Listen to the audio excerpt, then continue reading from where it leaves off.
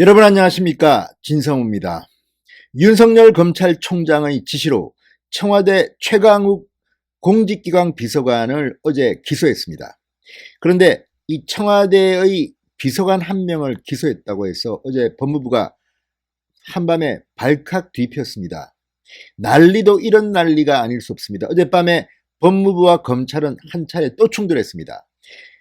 청와대 비서관 한 명을 기소했다는 것이 이렇게 중요한 것인지, 국민 한 명 한 명에 대한 기소에는 아무 관심도 없는 것 같은 이 권력층들이 청와대의 비서관, 그것도 공직기관 비서관입니다.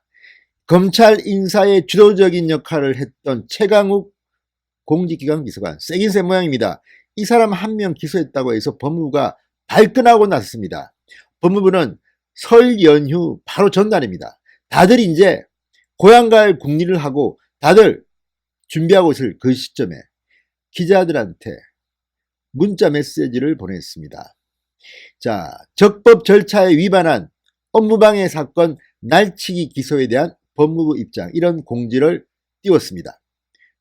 법무부 출입기자단에 보냈습니다. 검찰이 최 비서관에 대해서 날치기 기소를 했다. 감찰을 검토 중이다. 이렇게 밝혔습니다. 상당히 충격적입니다.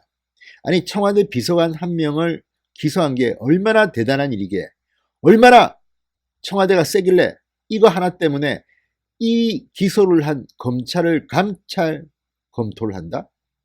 정말 대단하지 않습니까? 청와대 좋긴 좋은 모양입니다. 권력이.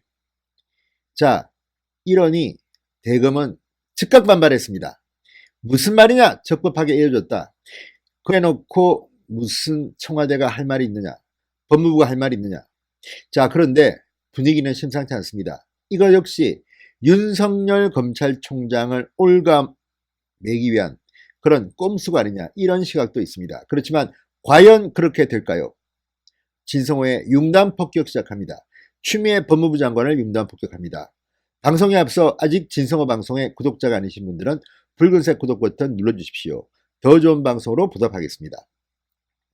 자, 한 사람을 기소했다는 사실이 적법 판단을 놓고 청와대가, 법무부가 상당히 격앙된 모양입니다. 청와대의 공직기관 비서관, 검찰 고위 인사를 좌지우지하는 그런 실력자이면은 틀림없습니다. 그렇지만 최강욱 비서관은 범죄 혐의를 받고 있는 피의자 피고발인 신분입니다. 그런데 이거 기소했다고 해서 법무부가 한밤에 출입기자단에 이런 공지를 띄울 정도라니 정말 그 위세가 대단하다고 아니할 수 없습니다. 자, 추미애 법무부 장관이 검찰 사무의 최고 감독자로서 이성윤 서울중앙지검장으로부터 최 비서관에 대한 기소 경과를 보고받아 그 경위를 파악했다고 전했습니다.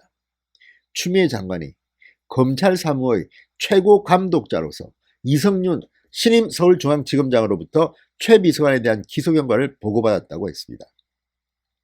자, 법무부는 검찰청법 21조 2항에 따라 지방검찰청 검사장은 그 검찰청의 사무를 맡아 처리하고 소속 공무원을 지휘감독한다.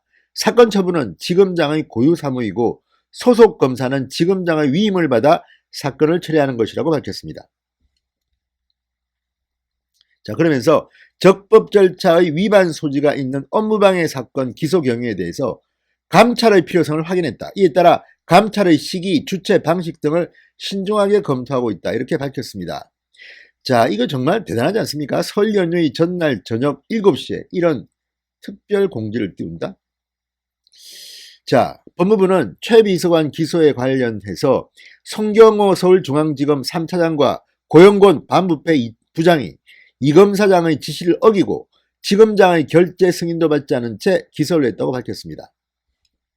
자, 결국 이 새로 온 서울중앙지검장 이성윤 지검장이 윤석열 검찰총장의 지시를 3번이나 무시하고 최강욱 비서관을 기소하지 않으니까 차장이 대신한 것으로 보입니다. 그리고 차장이 할 수가 있다고 합니다. 법률적으로. 다만 중요한 사건의 경우 지검장과 협의하는 그런 절차는 필요하다고 합니다만 아주 주관적인 해석입니다. 자, 이것 때문에 어쨌든 어젯밤에 난리가 났습니다. 법무부는 윤 총장이 감찰범위 포함이냐는 질문에는 아직 그런 것은 정해지지 않았다. 그러나 법무부의 날치기 입장 발표 이후 검찰이 바로 들이받았습니다. 윤 총장의 권한으로 적법하게 기소가 이루어졌다. 이런 입장을 바로 냈습니다. 자, 그러면 지금 추미애 장관이 노리는 것은 윤석열이 아닌가 싶기도 합니다. 자, 대검찰청은 바로 이렇게 말했습니다. 검찰청법에 따라 검찰 사무를 총괄하며 전체 검찰 공무원을 지휘 감독하는 검찰총장의 권한과 책무에 근거해 최 비서관에 대한 기소가 적법하게 이루어졌다. 이렇게 밝혔습니다. 앞서 서울중앙지검은 별도 문자 공지에서 최 비서관에 대한 출석 요구도 적법하게 이루어졌다고 밝혔습니다. 중앙지검은 피의자에 대해 출석 요구서를 발송하기 전 검찰 사건 사무 규칙에 따라 피의자 혐의에 대한 수사 개시에 따른 독립된 사건 번호를 부여하는 절차를 거치고 있다. 이 같은 수사 사건을 수리할 경우 피의자 인적 사항 등을 전산 입력하도록 규정하고 있다. 이 사건에서도 위와 같은 규정에 따라 수사사건 피의자에게 적법하게 출석 요구 등이 이루어졌다고 반박했습니다. 자, 이까지는 법무부와 검찰의 충돌 정도입니다. 그런데 문제는 좀 더 본질적인 문제가 있습니다. 이성윤 서울중앙지검장은 차장검사가 자기를 거치지 않고 최 비서관을 기소했다고 이게 감찰 대상이 된다, 검토한다고 했지만 반대로 검찰 동일체 원칙이 있는데 어떻게 윤석열 총장의 지시를 이성윤 서울중앙지검장은 듣지 않았던 걸까요? 3차례나 거부했다고 합니다. 그래서 송경호 서울중앙지검 3차장이 최 비서관을 재판에 넘긴 겁니다. 자, 이 문제에 대해서 아주 이상한 방향으로 지금 모양이 나옵니다. 그게 뭐냐? 윤석열을 잡기 위해서 감찰을 하겠다고 했습니다.